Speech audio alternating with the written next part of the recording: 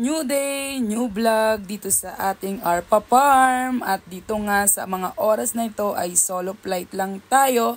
At ito ang araw ng Sunday at napakaaga kong pumunta kasi hapon naman ang schedule namin that time para magsimba. At dito nga ay kailangan kong gumawa ng DIY waterer ng aking mga manok. Kaya lang may isang luna na talaga namang lambing at gusto lagi siya ang papansinin. Ay hindi naman pwede at ako'y may gagawin. O diba? Talaga naman gusto siya lagi ang bida at siya ang aasikasuhin. O diba? Luna po, umalis ka dyan at ako'y may gagawin. At dito nga ay naisipan kong gumawa ng DIY waterer kasi para if ever na ako'y mag-iiwan ng tubig ay kailangan ay mapuno ko lang yan. Tapos automatic na silang maglalaman bawat pula na yung ilalagay ko. O diba? Kailangan lang talaga nating magbutas-butas dyan sa drum na yan at ilalagay ang pinakalalam na ng tubig. O diba? At ang kagandahan yan ay hindi magdudumi yung laman sa loob. At ang magkaka-issue lang dyan at naiisip ko ay yun ngang mga ilalagay ko if ever na tumuka sila sa lupa, ay sa buhangin at tutuka ng tubig ay siguradong mabubuhanginan yon. Pero okay lang, ganun naman talaga. Pero naisipan ko nga ito kasi nga sabi ko ay para hindi ako laging laman ng laman at hugas ng hugas dun sa isang waterer. At isa pa lang ang gagawin ko nito at itatry ko pa lang naman. Sabi nga makaligta na laang ng isang kain ang ating mga alaga. Huwag lang malipasan ng inom. O diba, kailangan marami laging tubig at may maiinom lagi ang ating mga alaga. Kasi iwas dehydration. At ayan na nga, talaga namang focus naman ang inyong lingkod sa paggagawa. Wala man yung sukat-sukat, engineer naman ang asawa ay magaling na rin. Diba? Magaling tayo sa mga tsambahan dyan at talaga namang pag titignan mo naman nga kahit sa personal ay wala naman nga parang sabit talaga namang pantay kung pantay ay sa galing naman talagang sumurbol. Ako pa ba? Ay talagang magaling naman yan sa mga surbolan. Walang mintis lagi, di ba? Ayan, tapos na. Ayan. Ito ay 16 pieces lahat. Wala tayong sukat-sukat pero so far, so good. So far, pantay-pantay naman siya. Kung may maispatan man kayong hindi pantay ay ayan, minimal lang yan. Ngayon, maglalak na tayo sa loob. Ganito naman siya. Yung mga red na yan, lalakan natin ito. Okay? Nandito ako sa lamesa. Naglalak. Ilalak natin yan. Ayan, tapos na.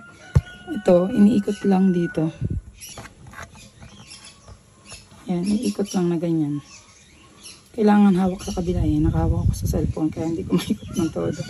Ayan lang, basta iikot siya doon. Ayan na, ang finish natin. Lilinisan na lang natin to, isa-sanitize. Then, lalagay na natin doon sa loob. At susubukan muna natin kung magiging okay nga. At malalam na ng tubig itong mga to.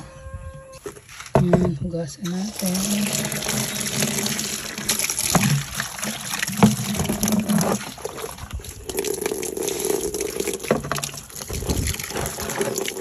Na-sprayan ko naman na yan. Tapos sabay hugas ulit. Sanitize naman yan. Lumating sila. Ayan, malapit lang magpatibig sa may mga butas nila. Tingnan natin kung may babagsak na tubig din sa bawat yan. Ayan. Ayan na. May umano na. Nakita nyo ba? Lulampas na yung tubig. So, habang lumalampas na yung tubig din sa ating nagkakalaman ng tubig yung bawat bread. Kaya ito ay lagi natin pupunin para lahat yan nakakalaman. Yung tutukain ng ating Pag ito, syempre, may cover yan. May takip. So, kung yan ay matutunan natin, ako na yan. Sabihin, hanggang ganyan na lang yung level ng tubig na ng manok. Okay na yan. Pero, pag naubos ng manok itong tubig, ayan, ubusin natin. Yan, gaganon siya, 'di ba? Mag-automatic ulit siya magre-refill. Dahan-dahan siyang mag-automatic refill. Ayan, 'di ba nakita nyo? Automatic siya nagkakalaman ulit. And then, pagka bumaba na siya, stop na yung pagdating ng tubig dito. Ibig sabihin, hanggang ganyan lang yung tubig na lalaman sa kanya, lagi-lagi.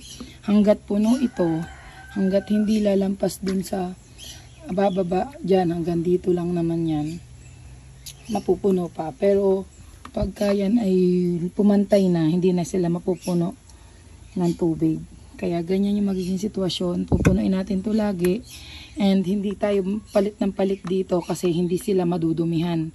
Tulad ng pag-open lang or lagi lang nandun sa ganun nila, maduduman. Ito hindi maduduman. Susubukan natin. Ito ay naka-cover. And then ilang araw at check natin yung loob kung malinis pa ba o marumi. Ito lang yung magiging natin dyan. Kasi tutukain. Magtutuka sila sa lupa. Tapos tutuka dito. Magkakabuhangin to.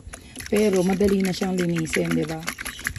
Kung tutuusin, i-sprayan na lang natin yan. Good morning sa inyo. Oh, dali, ibubukod ko na kayo. Good morning. Oh, kumusta kayo? Kakain na. Tara, let's na. Wala na ang laman. Yung iba, bakit kaya wala nang laman? Ay! Kakaunti na ang tubig. Pero dito, hindi pa rin madumi ang tubig. Yung ibabaw lang ang madumi. Diba? At natapos na nga ako, kaya uuwi na at hindi e-bike ang gamit natin dito. O, diba? Ayan, hanggang dito na lang muna. Please follow our page and our YouTube channel. At baka isa ka na sa mananalo ng pa-Gcash natin dyan. Kaya ano pang ginagawa nyo? Tignan ang comment section kung ano ang ating mechanics. Bye!